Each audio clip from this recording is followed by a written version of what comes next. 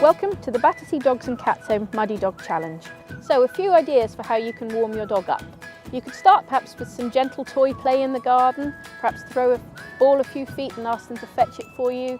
You could do some basic commands, you could do some sits and downs, you could ask the dog just to extend its neck gently to follow a treat, and then you could just put the dog on lead, perhaps go for a gentle slow walk to start with before just gradually building up speed, just starting to jog before breaking into a run. Do remember to vary the speed, slow down again, give the dog lots of breaks. Certainly don't go out and just start into a full sprint.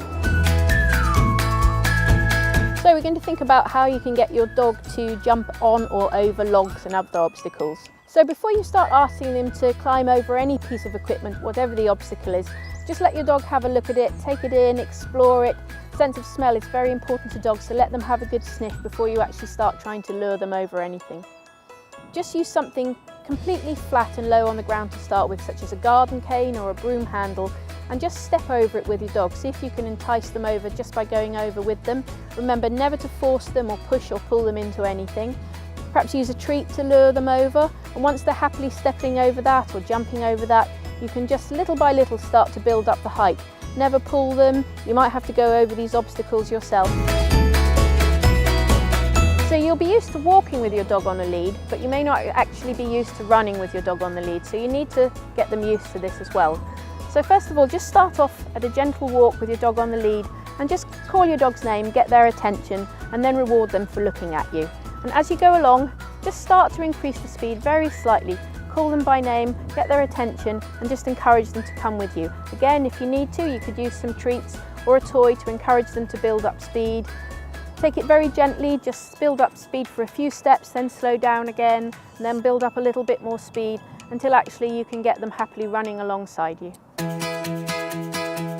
So now we're going to think about actually how you slow down and get yourself and your dog set to go over the obstacles. So we would suggest just as you approach the obstacle, just slow down a little bit. If your dog knows a wait command, do ask your dog to wait and see if they stop. If they don't stop or your dog doesn't know a wait command, just see if you can get their attention just by calling their name, and then praise them for looking at you. So some dogs, like Linus here, can't wait to get in the water. But not all dogs feel the same about water, and some of them may have not actually come across water before. So again, this can be quite strange for them, something quite new and quite different. So remember never to pull or force your dog into the water. Make sure it's not too deep, make sure it's safe for you to stand in it. And then just actually see if you can get your dog, encourage your dog to come up to the water with you, let them investigate it. They may get in and have a little paddle of their own accord. Then if they are happy to do that, you could start to let them move around. Do remember that you're probably going to be in the water as well, so one of the things you can do to encourage them to get into the water is to actually get in yourself, show them it's okay, and then encourage them to come in with you. So one of the other obstacles that you may encounter on the challenge will be tunnels. Now if you don't have access to a standard agility tunnel, it doesn't matter at all. You can still get your dog used to going under or through something just at home in the garden. Perhaps under a garden table, or you could put a couple of chairs out with a blanket over them, and then have a friend or a family member just hold your dog gently by the harness. You go to the other side of your obstacle and just see if you can call them through. You can lure them with a piece of food or a toy, or just see if you can encourage them and make it a fun game for them to go through. You should always start small and have them go through just a narrow obstacle to start with.